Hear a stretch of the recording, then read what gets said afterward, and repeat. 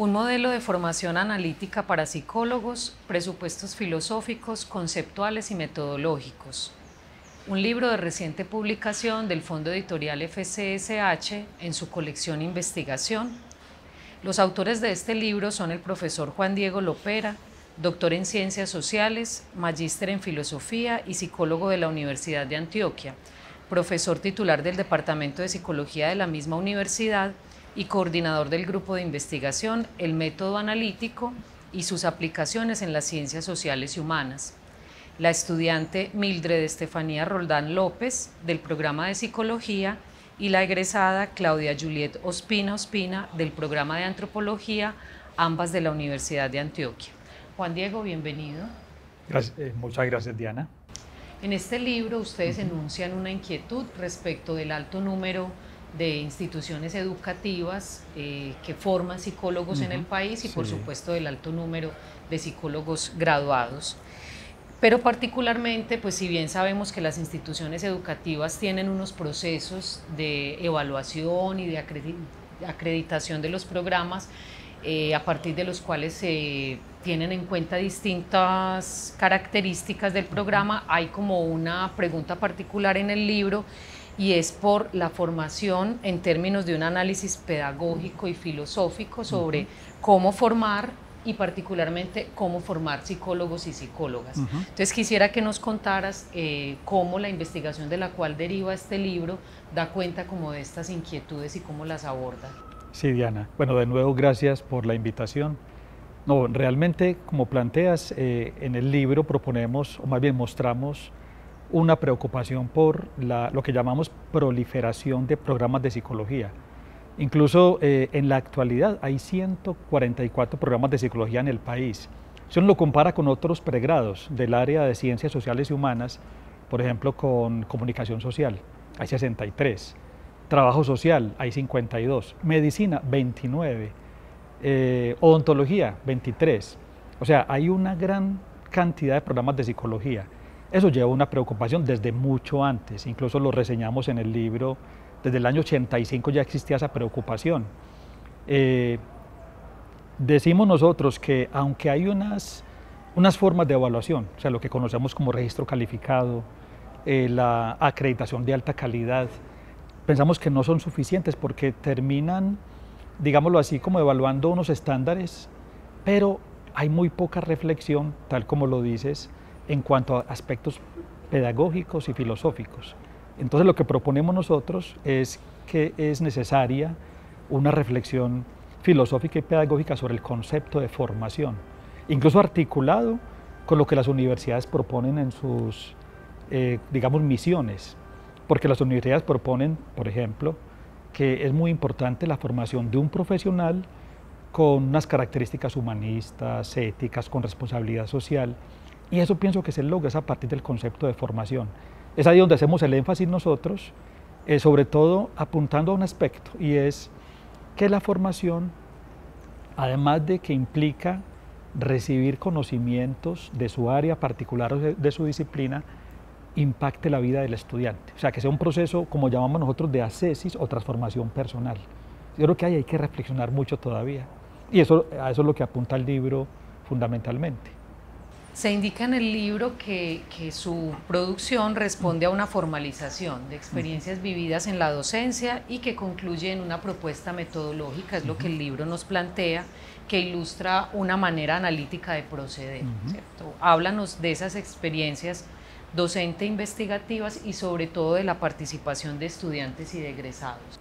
Sí, ha sido una preocupación o un interés más bien en nosotros, me refiero al grupo de investigación, el preguntarnos por la formación de los estudiantes. Entonces, desde hace mucho tiempo, por eso hablamos en el libro de formalización de experiencias, desde hace mucho procuramos llevar a cabo, a práctica con los estudiantes en los cursos que hemos tenido oportunidad de dirigir, esa metodología analítica.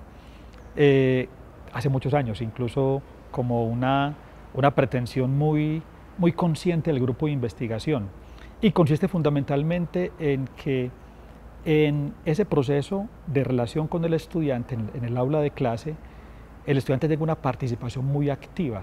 Entonces la propuesta, y ahí está enfocada, la metodología que proponemos, implica un diálogo constante con los estudiantes en donde ojalá el profesor cada vez más se silencie. O sea, que sea más un compilador de temas y que los estudiantes sean los que vayan en esa discusión apropiándose del conocimiento, pero también conociendo su relación con el saber. Entonces, en ese sentido es una formación o formalización de experiencias. Y en cuanto a la participación de estudiantes y de egresados, de hecho, el que haya sido una propuesta implementada en los cursos que hemos dirigido implica una participación muy activa de los estudiantes. Pero además, en las investigaciones que hemos realizado, implementamos una metodología muy similar. Cada investigación en la que estamos continuamente en un proceso de conversación, de diálogo, de discusión, en cada reunión del grupo de investigación, que vaya sirviendo algo así como de validación, de refutación, de reelaboración de lo que estamos elaborando o escribiendo. Y allí han participado tanto estudiantes de pregrado como estudiantes de posgrado. Ha sido fundamentalmente eso, y consideramos fundamental el que esa experiencia implique una relación constante, es decir, un encuentro constante, semanal, de debate, por años incluso, con los participantes de esa investigación, así como hacemos con los estudiantes en el pregrado o en los posgrados, ya dentro del marco del semestre. Un modelo de formación analítica para psicólogos se consolida a lo largo de 7 capítulos que exploran pues estas problemáticas que has mencionado. Cuéntale a nuestros lectores qué pueden encontrar allí. De acuerdo, sí. El primer capítulo, ya lo decía ahora, es sobre el concepto de formación. O sea, nos interesa un examen detallado de cómo se entiende ese concepto, acudiendo a fuentes filosóficas, a fuentes pedagógicas, sobre todo apuntando, por ejemplo, a esa diferencia entre formación e información. En ese capítulo también, por ejemplo, además de esta, digamos, esta base filosófica que tomamos, también examinamos qué piensan algunos intelectuales colombianos sobre eso. Estanislao Zuleta, por ejemplo, Eduardo Vasco, Guillermo Hoyos, cómo han concebido la formación. Entonces, el primer capítulo sobre ese asunto concreto. El segundo, como es sobre la formación de estudiantes de psicología, el segundo capítulo sobre cómo la psicología como disciplina científica ha devenido. Entonces nos interesa eso porque nos dimos cuenta que ese mismo devenir de la psicología tiene una serie de problemas que traslada luego a la formación de los psicólogos, sobre todo el dogmatismo. O sea, el que cada escuela o corriente se constituye como en la verdadera con exclusión de las otras. Ese es el segundo capítulo. El tercero, hablamos ya específicamente de cómo en Colombia se institucionaliza la psicología como discurso y luego cómo se concreta en instituciones universitarias, para ver cómo es ese recorrido de la psicología ya con el explícito propósito de formar psicólogos, y allí vamos viendo unos problemas muy importantes. Es el tercero. El cuarto ya específicamente está referido a cuáles son los problemas principales de esa formación. De nuevo constatamos el dogmatismo, constatamos por ejemplo la dificultad en una mirada más plural, más abierta, además de problemas de orden económico, social, político que también mencionamos, que hacen parte del contexto de la educación colombiana.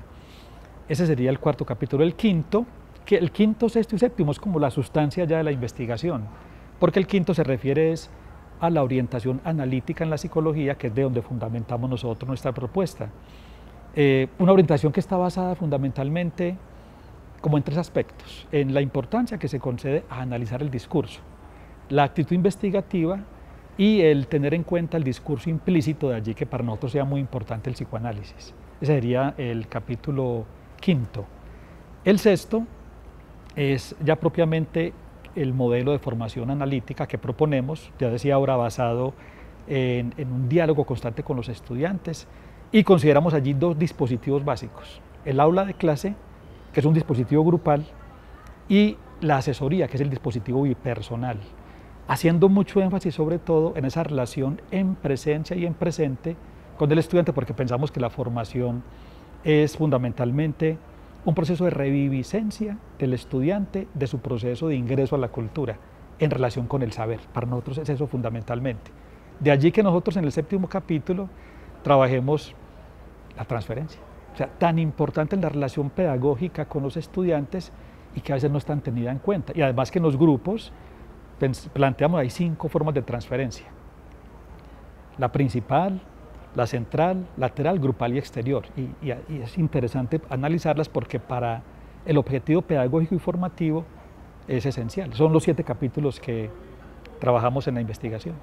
Bien, al final del texto hay una coda que Ajá. yo encuentro muy pertinente, especialmente, digamos, por esto que acaba de sucedernos como cultura, de atravesar pues como todos estos fenómenos que nos trajo la pandemia, lo que significó también en la formación de las distintas disciplinas, ¿cierto? Y particularmente también para la psicología hubo unos asuntos pues como que tuvimos que enfrentar por primera vez, ¿cierto? Sí. Ahí hay una pregunta en esa coda de parte de usted y es si es posible una formación analítica virtual. ¿Qué aproximan ustedes los autores sobre esa inquietud? Sí, sobre eso una particularidad, porque durante toda la investigación hicimos énfasis en la importancia de la formación, como dije ahora, en presencia y en presente. La finalizamos y empezó la pandemia, un confinamiento que todos sabemos, 3.500 millones de personas estaban confinadas forzosamente, la educación pasó a marchas forzadas, digámoslo así, a la virtualidad. Entonces nos preguntamos, bueno, ¿y esto que decimos nosotros sí se sostiene de que la formación analítica ha de ser en presencia y en presente o es posible virtual? Y planteamos en esa coda más una pregunta que una conclusión. Y es que quizá por el avance que tenemos en las tecnologías de la información, en las plataformas, por ejemplo, para diferentes modos de enseñanza y de formación, quizá sea posible, quizá. Pero ya personalmente lo que yo pienso es que es demasiado difícil, porque estas plataformas o la virtualidad ayudan en la transmisión de información, pero si hacemos énfasis en la formación, yo decía ahora, ese proceso de relación con el otro, con el coaprendiz y con el profesor, en el que se juega la transferencia, es un elemento fundamental en presencia, o sea, al lado del otro. Entonces uno diría que iniciada una formación analítica, la virtualidad puede ayudar a mantenerla, pero no sería la virtualidad el inicio de esa formación. Bueno, gracias Juan Diego. Juan Diego Lopera, coautor del libro Un modelo de formación analítica para psicólogos, presupuestos filosóficos, conceptuales y metodológicos, publicado por el Fondo Editorial de la Facultad de Ciencias Sociales y Humanas de la Universidad de Antioquia en su colección Investigación. Nuestros lectores pueden adquirirlo a través de nuestro distribuidor Siglo del Hombre o en las principales librerías del país y también en nuestra librería Coprudea. Invitamos a nuestros lectores a que sigan nuestras redes para que conozcan otras publicaciones del Fondo Editorial FCSH de la Universidad de Antioquia. Juan Diego, muchas gracias. Diana, a ti muchas gracias, decía, por tu invitación, por tu disponibilidad, y también aprovecho este espacio para agradecer y reconocer el trabajo de 2 coautoras, de Mildred Roldán, estudiante de psicología, y Claudia Yulet Ospina, antropóloga. Ya comenzó como estudiante y bueno, ya egresó. Un trabajo excepcional, de mucha disponibilidad, y también quiero agradecer a otras personas que hicieron parte de todo este proceso de investigación, estuvieron en las reuniones del grupo de investigación, entonces también hacer ese reconocimiento, además al Departamento de Psicología.